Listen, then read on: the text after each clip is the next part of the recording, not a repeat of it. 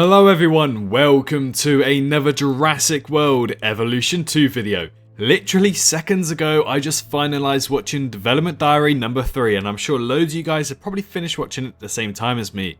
During this video we got plenty of new dinosaurs, well species shall we say, and gameplay of them as well. We get to see more gameplay of the Indominus Rex, more gameplay of the Spinosaurus, and the Tapejara has been confirmed. We also get to see some gameplay of the gigantic Spinosaurus, which I thought was quite cute. So what we're going to do in today's video, we're just going to break down this development diary, which was called Creating Your Own Jurassic World. As I was suspecting, it was something to do about creating your own park in possibly sandbox mode, and we got just that. We got an opening shot actually of a really nice main street, which then turns to chaos where the Baryonyx is walking down it.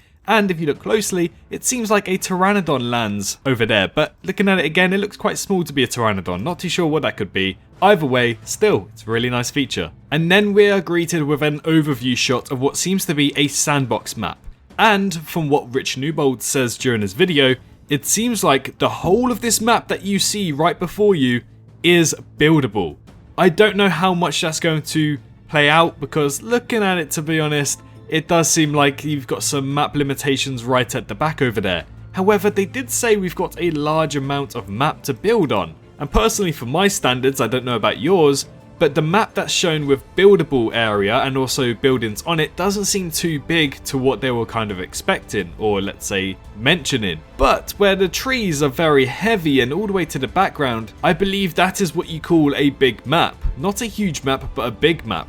And it is very interesting, because we knew that limitations were something that loads of people didn't like from the first evolution, so we suspected that Frontier might be removing them or try to make them a little bit more lenient. Unfortunately, with the rock around the outside of that enclosure, it seems like that is the map limitation. I really hope that's not the case, because by the way I took it, was that this map would be absolutely ginormous. Nonetheless, it was still really cool to see. Next up, we are greeted with some terrain tools with what seems to be some Triceratopses. However, what's very interesting about this short clip is that we are building in the country of Germany. As we've seen previously, we can build in what seems to be Arizona, I believe Canada, and United Kingdom, and now it seems like Germany is also confirmed.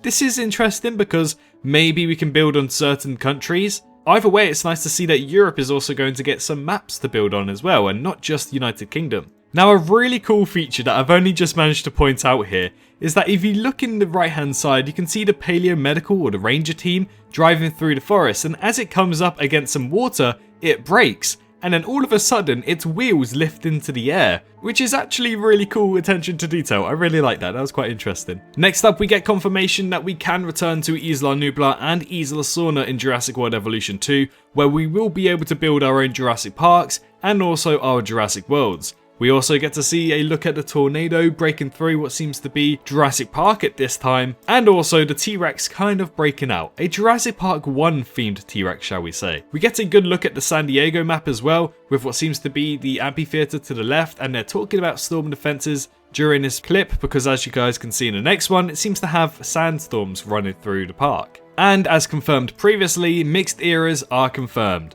I believe from what he said, that's what I take it as. What Rich Newbold says here is that the players will have complete freedom to choose between the Jurassic Park or the Jurassic World era building sets, and the way I take that is that you'll be able to mix and match them. I don't know about you guys, you probably take it in a different way, but in my opinion that's how I take it. We also get some more screen time of the scientists, which I'm sure we all know a lot about by now. We've seen loads of videos on it, we've seen park management guides, developer diaries, and also gameplay on the scientists now. But it is a really unique feature, especially when I got to play the game. It was really cool. Next up, we get to see a Parasaurolophus being medicatedly, is that a word? Let's just say scanned medically from the paleoveterinarian unit. And again, the graphics and the textures just look absolutely incredible.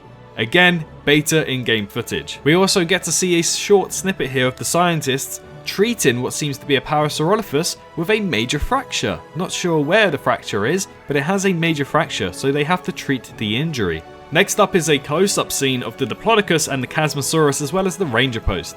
Two dinosaurs that have previously been confirmed. However, we have never seen them in this good of a light before, so it's safe to say it's quite cool. Now what most people will probably like here is some gameplay of the Indominus Rex with what seems to be a colour palette. Not too much of the Indominus Rex, however, it just walks across the fence, which doesn't look like a security fence to me. However, we get to see some sort of beige, kind of green, orange skin tone on the top of the Indominus Rex. Maybe it's using a bit of its camouflage. Either way, some more Indominus Rex gameplay as well. Then we get talking about the power system and the power management system and how you have to actually put down pylons. I completely missed that, don't know how. Interesting. The very interesting thing that comes up next is the Velociraptor on top of the fence. As we know, it was confirmed that Velociraptors can climb fences if the electric power is not onto them. And this is our first ever look of what seems to be the Velociraptor climbing the fence and then jumping down from the fence. Looks absolutely awesome. Cannot wait to see it. And honestly, I think I'm just going to allow them break out just so I can witness this animation over and over and over again.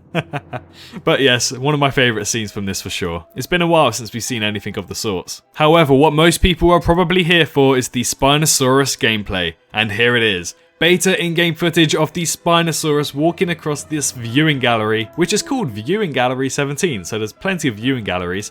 And you might think, oh, that's not a good shot for the Spinosaurus. The next one showcases the Spinosaurus in all of her glory. Although I don't think we can actually hear her roar, she does look like she has an updated model texture from Jurassic Park 3 and also from Jurassic World Evolution 1. I don't know, I think it's something to do with the spine and maybe the back muscle as well. It just looks a little bit different. Nonetheless, the Spinosaurus looks incredible. I absolutely love it. But again, it has been confirmed in the past, so we're not going to add that to the roster. We get a nice look at what seems to be dinosaurs in foliage, which I love. I don't know about you guys, but I absolutely love the nature of Jurassic World Evolution. And now the nature of Jurassic World Evolution 2 looks incredible as well. We're also being spoken to about how Jeeps can now go through paths and also what seems to be aviaries in this scene right here.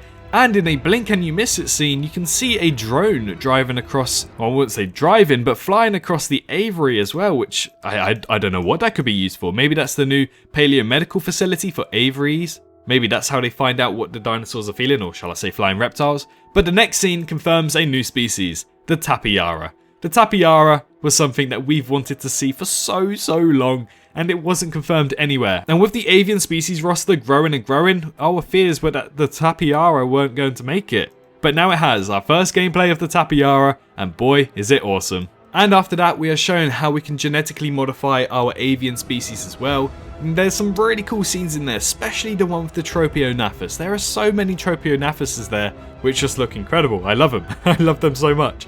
And we get to see a good shot of what seems to be the Ankylosaurus and Pteranodons landing on certain objects and perching on objects when they do break out from the aviary, which I don't know about you guys, but again, I'm going to allow that to happen because I want my Pteranodons flying across my park. I want it to feel like a Jurassic World. And honestly speaking, I can't wait to make my own Site B and let these guys fly across the park because there's not going to be any human interference whatsoever in those parks. So it would be nice to see what the Pteranodons get up to. And I believe that is where the developer diary number 3 ends. A really cool developer diary to say the least. I've just realised I've been recording for nearly 13 minutes. I don't mean to make these long, it's just that this one had a lot to cover and my favourite one so far. Now from Evolution 1 I believe we only got 3 developer diaries, so I assume this might actually have been our last ever developer diary given the time frame for Jurassic World Evolution 2. On to next week, I believe that most likely we will be seeing the species field guides until launch, which is on a Tuesday, so we might be missing out a species field guide right there.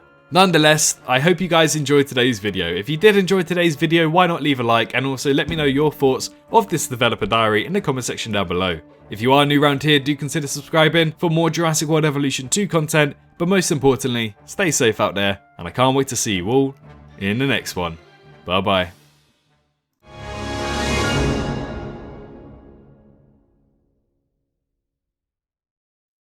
Hello, hi, you. Did you enjoy the video? Just a little reminder to press that like button and also subscribe. I just want to thank my Patreons for this month on screen right here, as giving me that little extra support really does go a long way. But anyways, I hope you guys have an amazing rest of your day.